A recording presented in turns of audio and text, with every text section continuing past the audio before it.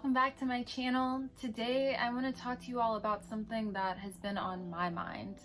When I started this YouTube channel, I wanted it to be educational, I wanted it to be empowering and liberating, and I really wanted it to be a force of good and change. And I think that when COVID hit, I kind of just started talking more so about my own life and experiences because I couldn't go out in the community and conduct interviews or showcase all the fun things around my community like I wanted to.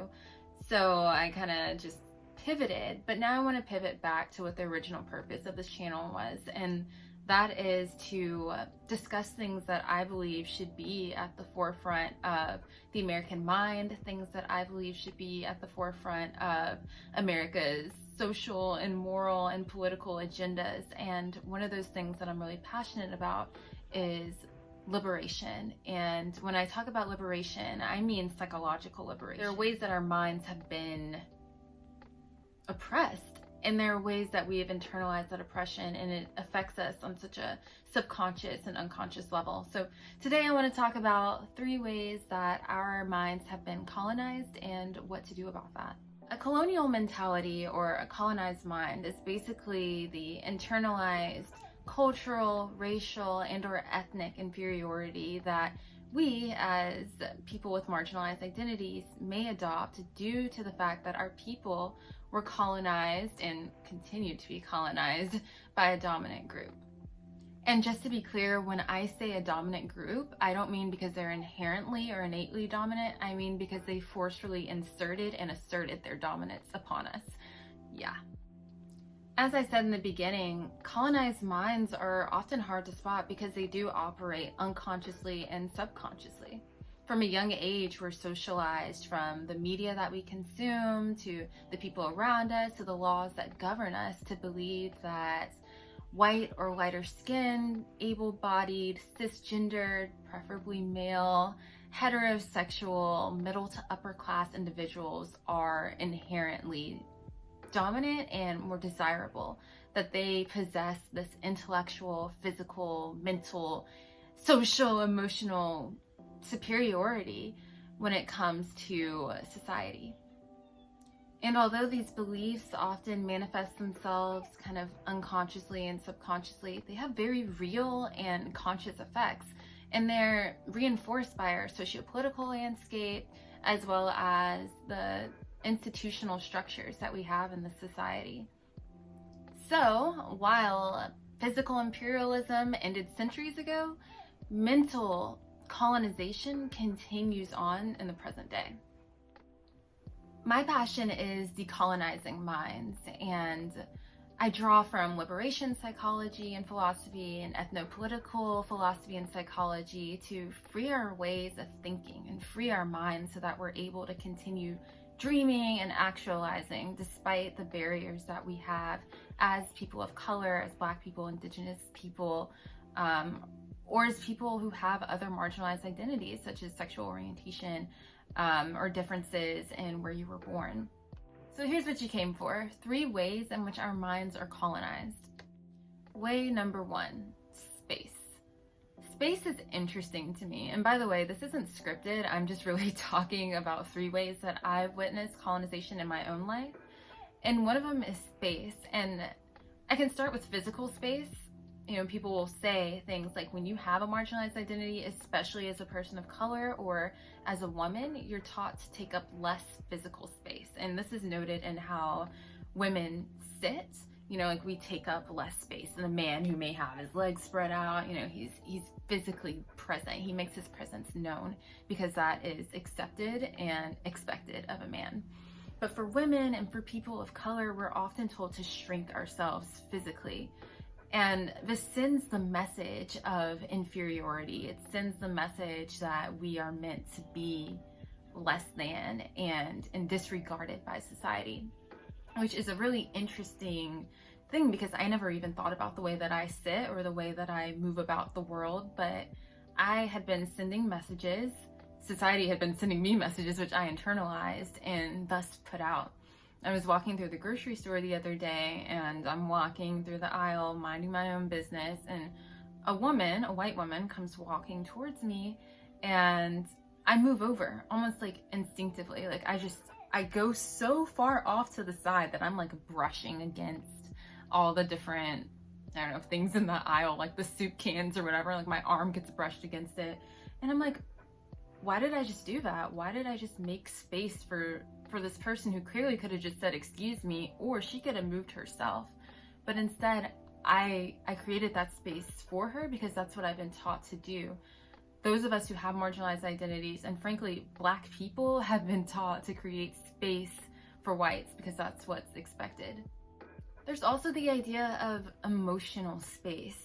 And by this, I mean, as a Black woman, I feel like I have been taught to brush my feelings to the side, don't get too angry, because angry is an emotion that can only be felt by those who have power. So don't be too angry, even if there are a lot of things to be angry about. Don't be too sad, only be neutral. Don't get excited, be neutral. And that's a message that a lot of people of color have received over the years. You don't want to take up too much emotional space. It's almost like society has framed racial and ethnic minorities, or those of us who have cultural differences from the norm, as emotional burdens to society. And it is our job, so they say, to shrink that and to make ourselves appear either less threatening or less emotional or less human almost. By compartmentalizing those emotions that make us human, we contribute to our dehumanization and our colonization in the society. And lastly, on space, sorry, I didn't even mean to keep talking this much about space, but talk space has been something that I've found to be another source of colonization and oppression. When I'm talking, I have learned over the years to keep my answers and my responses very short. And I think that this definitely contributes to the whole emotional space idea, but to not explain my ideas in vivid picture and and expression, to explain things that I feel or that I think in a very precise and small words as to not take up so much space within a conversation. And at first I thought I was doing this just to be polite of others, but then I noticed how some people, and honestly white males a lot of the time, will talk over me, or they will talk for long amounts of time, and I'm like, dang, like if I had known I could have taken up that much time, I would have, but I don't. And I think that that's something that has been ingrained in us over time, to not take up too much space, even with our words. And in our society, because it is such a high content society, to speak, our words have a lot of power. And that's another thing that society has taken away from us, that structures and institutions and racism has taken away from us as people of color. The next way that our minds have been colonized is internalized oppression. And internalized oppression can mean a lot of different things.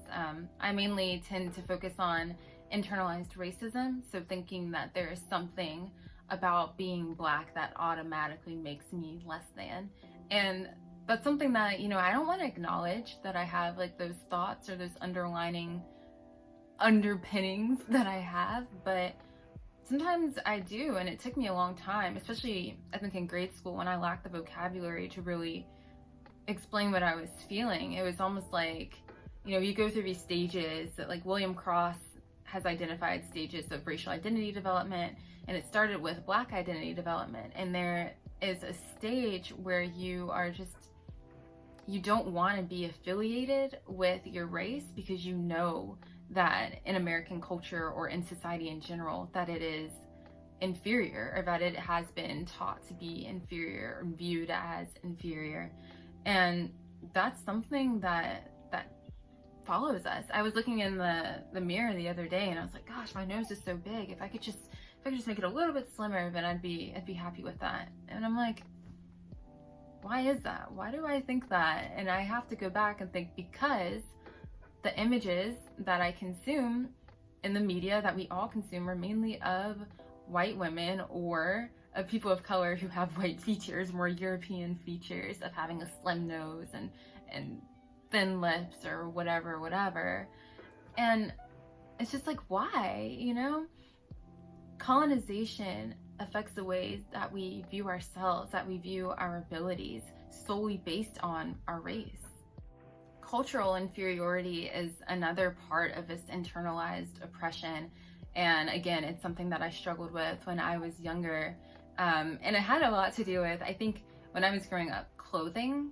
So this is like early 2000s, FUBU, baby fat, apple bottom jeans, Sean John, like all of those kind of black owned and black amplifying clothing organizations or labels were really popular, and they were popular for Black people. It was like literally for us, by us. And I remember in elementary school wanting to like rock those clothes because that's what my cousins were wearing, that's what my brothers were wearing, and that's what like the hip-hop stars were wearing. So like I wanted to do the same thing. And when I got to school, I got ridiculed because of what I was wearing, because it wasn't Lilly Pulitzer or whatever other white brands there are, Limited To and Justice or whatever.